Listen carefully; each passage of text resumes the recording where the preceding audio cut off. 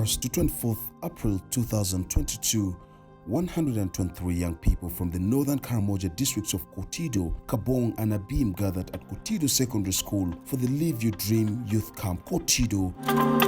The Live Your Dream Youth Camp Kotido was organized by the Uganda Youth and Adolescent Health Forum and the Kotido District Local Government in partnership with Brac Uganda and with support from UNFPA Uganda.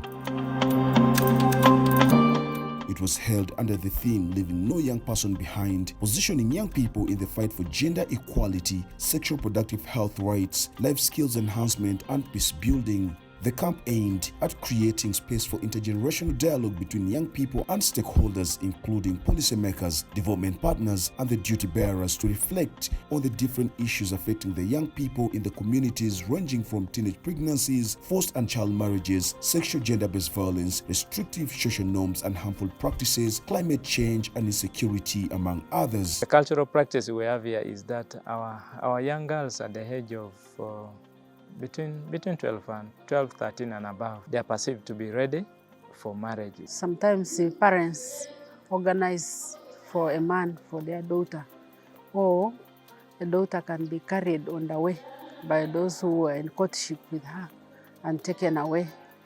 So the culture is so strong that it's still affecting these young girls. We find that these young people don't have activities to make them busy. The government programs which are being placed near to the young people are not reaching them. I don't know whether they end up to be discussed in parliament or they come up to the district headquarters and they disappear from there. Now, when it comes to the local youth, down in the villages there, they have nothing to do. So the only generating activity they think of is raiding. There is a high rate of sexual gender-based violence in the region, and Kotido specifically, we are still experiencing high numbers of sexual-based violence, mostly on girls, reported through our office, reported to police, and even some of these have reached the eye of court. The camp brought together young fathers, adolescent girls and boys in and out of school, pregnant teenagers, and peer educators. This camp is very important and unique. It has brought the young people across the 3 districts. And it is for the very first time in Kotido district that such a camp has happened. That is one. The youth have a chance to interact with the fellow young people. This camp of today in Kotido is of great significance to the youth in that it positions them in terms of ideas, in terms of government programs that will enable them to fight issues related to gender equality, issues related to peace building, issues related to alternative livelihoods, and issues related to access to health services, especially reproductive health. Through the 3 days event, the young people were taught on a series of educative topics including teenage pregnancies, HIV and AIDS, child marriages, challenging key barriers and enhancing access to sexual reproductive health services, body changes during puberty, personal hygiene, menstrual hygiene, health and sanitation, young people as agents for eliminating sexual gender-based violence, climate change mitigation, peace building, enhancing young people's employability, business startup and management, and understanding available government opportunities.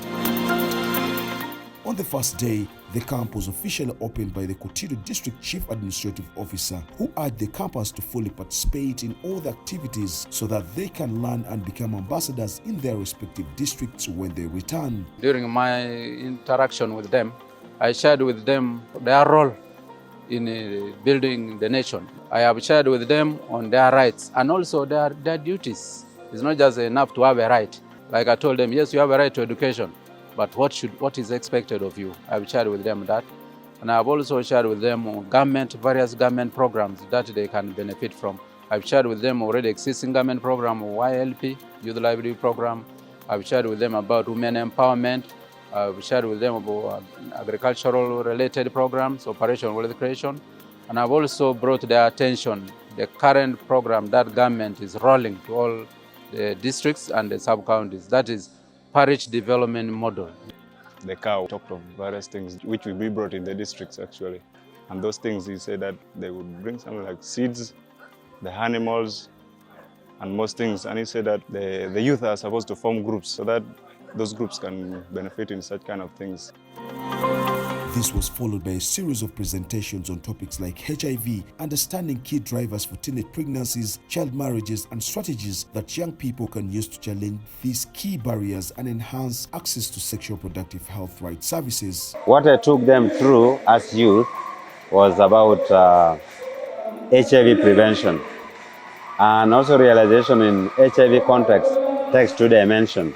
One, there are those who don't have HIV now. Those who don't have HIV should remain HIV free. And those who are infected, they have to prevent the disease progression to AIDS status. Also, we took them through some of the myths and misconceptions related to HIV. And what struck them most was the myth about condom, because they believe when condom remains in a woman, it needs a surgeon to remove.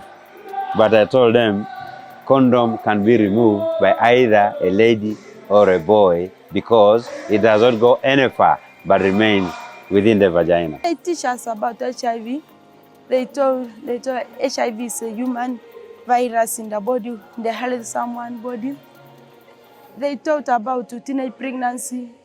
Teenage pregnancy is bad. It's almost dropping all our girls in schools. It's mostly spoiling their futures. On the second day, the young people were taken through a session on working with young people as agents and champions for eliminating sexual gender-based violence. During the session, the participants were split into groups in which they discussed the key drivers of SGBV, the prevention and response measures, identified the key stakeholders in prevention, and their role in addressing the vice. We had a number of tasks. The tasks which we did included, first of all, identifying the main causes of sexual gender-based violence in the various communities where these youth are drawn from, and they were so able to give us a number of the causes, basing also on their experience, and actually they demarcated it with a lot of experience drawn from their communities, making it seem really very real and practical of what they have gone through and maybe seen happening in their communities. The other thing which we discussed was as the youth, because the purpose is we want to include the youth as active participants in the elimination of sexual gender-based violence. So as the youth, we tasked them to give us who are the stakeholders in the whole process of handling a GBV. I was actually so impressed that, you know, it's like they have all this information, meaning they really know practically what happens in the community. The young people also participated in a community outreach where they cleaned cattle markets. I'm trying to show the community that the place should be okay in terms of hygiene and sanitation. We are about to start right now because today join them in the cleaning what? The market. What does that one tell us? It tells us about how hygienic we should be in our community. And I thank them both because they have done some great job. In correlation to the youth camp, which is here, Kotido West Division.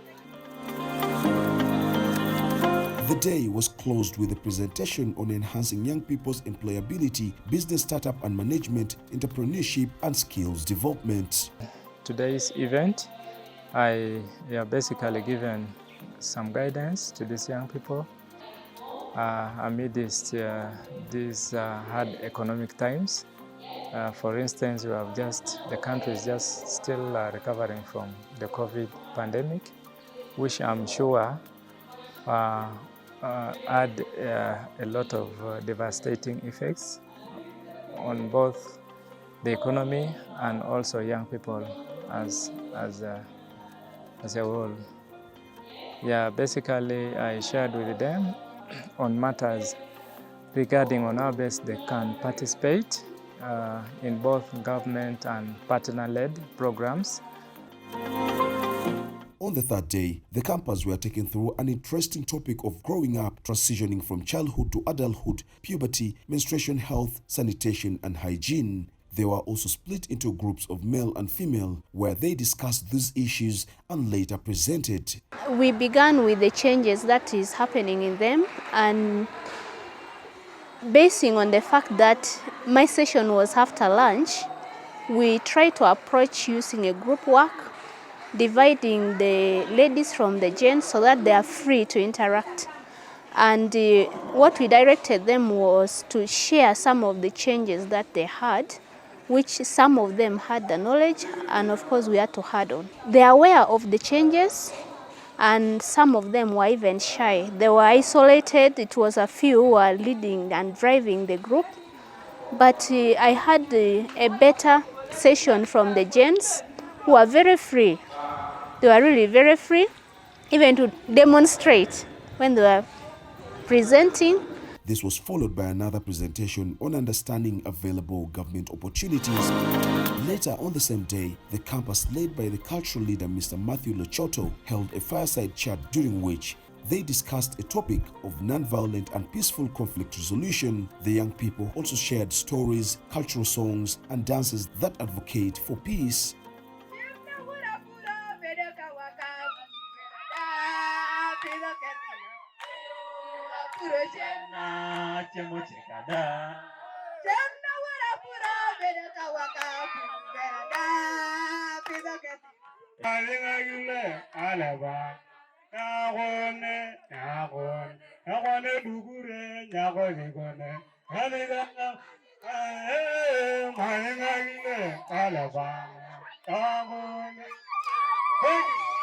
The campfire was very okay to me. Reason being, it makes me to reflect on the culture, how those people of those days, like the elders, what they used to do when I was still a young girl and when I was not yet existing. We were told what was there some years ago, so we were able to narrate all those things and sang in a time of harvest. What songs has been used to sing during that harvesting. They also participated in the talent show where they showcased their talents in dancing, miming, acting, poems, traditional folk songs and riddles.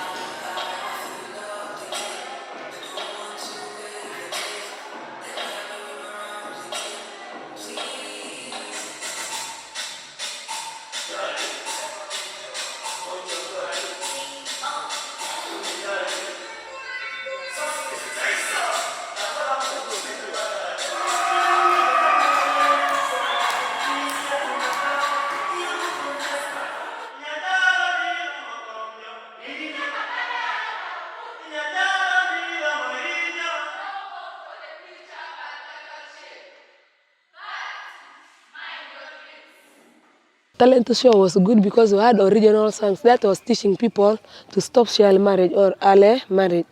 In Kabong, we had also in Abim to stop like this gender-based violence, sexual gender-based violence. So we have also poems like about teenage pregnancy. That was also so good. We had also about hate, and we had also another poem about education, and it was so good. The program that I enjoyed was the talent show, and the reason as to why I enjoyed the talent show so much, it made me to refresh my mind, because all along we have been busy with lessons, so I wanted to refresh my mind. The camp was also blended with a number of fun activities like performances from local cultural dance groups and sports activities like volleyball and netball. While officially closing the camp, the local Council 5 chairperson for Kotido district, Mr. Lotte Paul Komol, who also doubled as a guest of honor, encouraged young people to use the knowledge learned from the camp and become ambassadors of peace in their communities.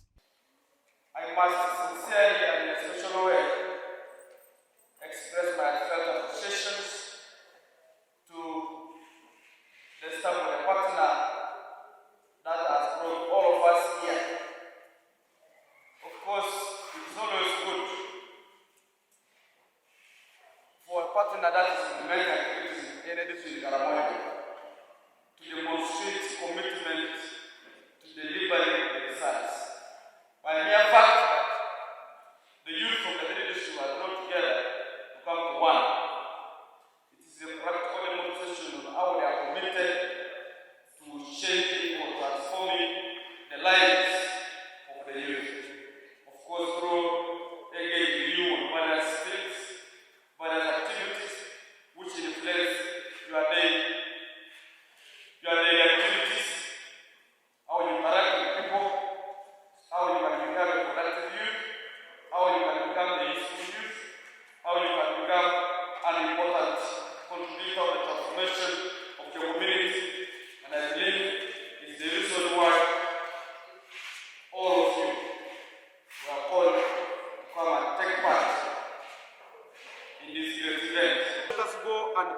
peace.